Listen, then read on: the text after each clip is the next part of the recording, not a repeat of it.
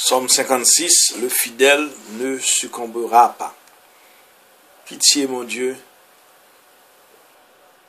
des hommes s'acharnent contre moi.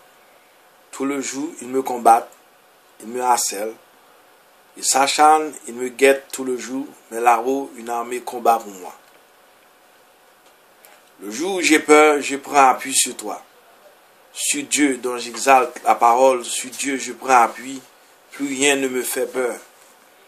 Que peuvent sur moi des êtres de chair? Tout le jour, leurs paroles me blessent. Ils ne pensent qu'à me faire du mal. À l'affût, ils épient, ils surveillent mes pas comme s'ils voulaient ma mort. Vont-ils échapper malgré leurs crimes? Que ta colère, mon Dieu, abatte les nations. Toi qui comptes mes pas, vagabond, recueille en tes outres mes larmes. S'en-est-il pas dans ton livre? Le jour où j'appellerai, mes ennemis reculeront. Je le sais, Dieu est pour moi. Sur Dieu dont j'exalte la parole, le Seigneur dont j'exalte la parole, sur Dieu je prends appui. Plus rien ne me fait peur. Que peuvent sur moi des humains? Mon Dieu, je tiendrai ma promesse. T'offrirai des sacrifices d'action de grâce. Quand tu m'as délivré de la mort, tu préserves mes pieds de la chute pour que je marche à la face de Dieu, à la lumière des vivants. Le psaume 56 est une supplication individuelle. Ce jugement laconique compte parmi le petit nombre de certitudes que nous pouvons formuler au sujet de cette nouvelle supplication. C'est un fait reconnu qu'elle est hérisée de difficultés de tout genre. Au point de départ, il y a le texte hébreu qui nous est parvenu dans un état lamentable. Tout le reste s'ensuit. À titre d'exemple, prenons le verset 9, où il est question du livre des comptes de Dieu. Dans la Taube, on lit, n'est-ce pas écrit dans tes comptes? Par contre, le sautier met ce stick entre parenthèses et traduit, cela n'est-il pas dans ton livre? Dans la Bible de Jérusalem, elle ignore tout simplement ce stick ouvert et nous avertit en note qu'il y a là une glosse davantage encore. Le célèbre Dieu Irae, I-R-A-E, fait allusion à ce verset là quand il parle du livre dans lequel Dieu tient compte de tout. Liber scriptus proferetur in quo tutum continentur. Donc Dieu tient compte de tout. À cet unique exemple de difficulté textuelle, on pourrait en ajouter bien d'autres.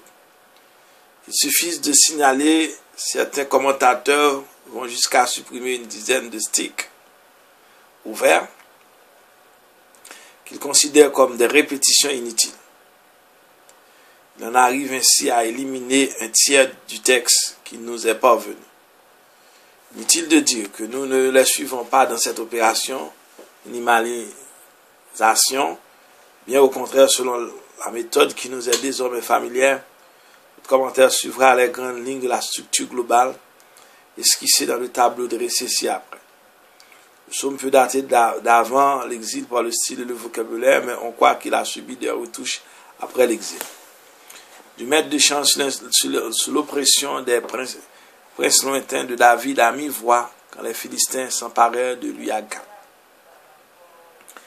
La notice historique évoquant l'oppression est proposée par Touné. Elle est traduite ailleurs par la colombe du silence, sans doute un air connu. Pour l'indication à mi-voix, on se reportera au titre du psaume 16, où la Bible de Jérusalem nous apprend que cette expression se rencontre au début des psaumes qui auraient pu choquer les étrangers dominant Jérusalem. Dans la seconde notice historique, elle évoque l'épisode de la vie de David rapporté en Samuel 21, versets 11 à 16, où l'interprétation prophétique et homilétique voudra bien se reporter au titre des psaumes 51, 52, 54.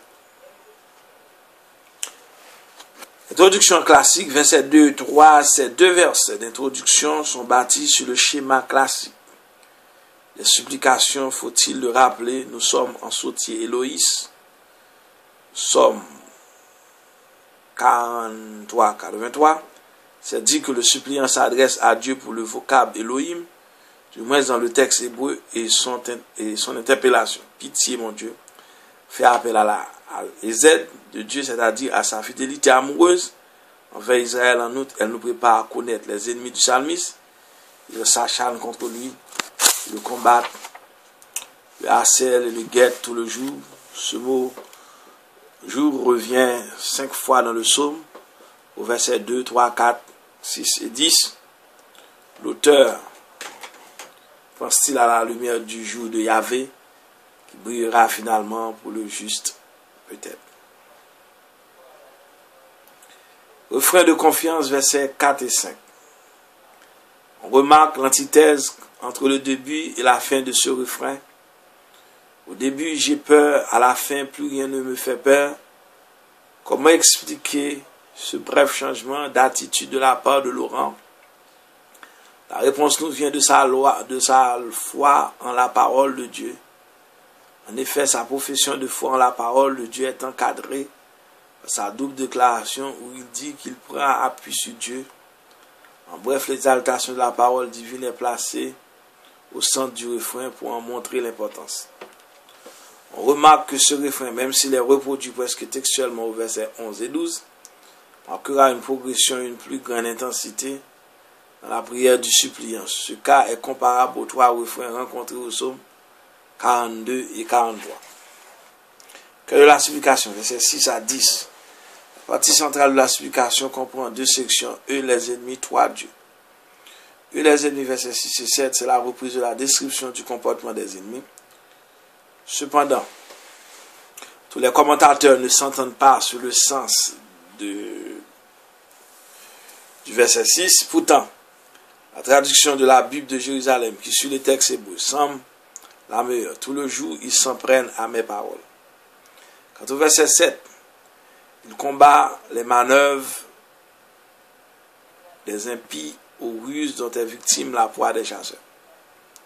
Toi, Dieu, verset 8 à 10.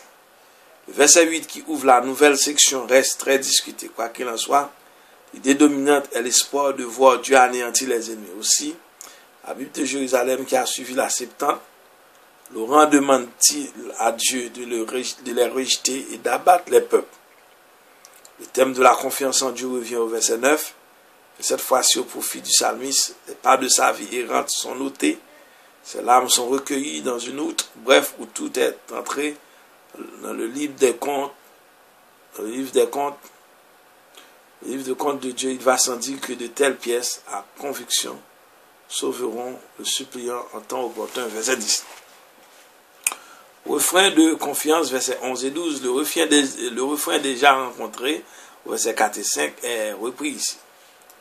Le fond de la pensée reste identique. La confiance en la parole de Dieu assure le salut du suppliant. On note quand même quelques variantes de la formulation. Ainsi, par exemple, en verset 11, la mention d'Élohim, Dieu, est normale car nous sommes en sautier. Éloïs, Somme 42 à 83. Mais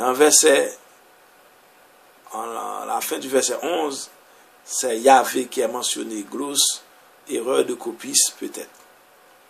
Signalons une autre variante à la fin du verset 5, des êtres de chair. À la fin du verset 12, des humains. Cela importe peu, les deux expressions sont équivalentes. Conclusion classique, verset 13 et 14. Le mot hébreu Toda que nous avons rencontré à maintes reprises se retrouve ici au verset 13. Je t'offrirai des sacrifices d'action de grâce. Nous avons dit ailleurs que la meilleure façon de rendre grâce à Dieu, c'est de le louer. C'est un bref résumé des explications préalables données sur ce sujet. On avait pris l'habitude de traduire le verbe hébreu Oda par rendre grâce. Or, on sait désormais qu'il signifie plutôt louer, admirer, etc. Le substantif Toda qui lui correspond signifie soit le chant de louange, chant Toda, soit le sacrifice qui l'accompagne, sacrifice Toda.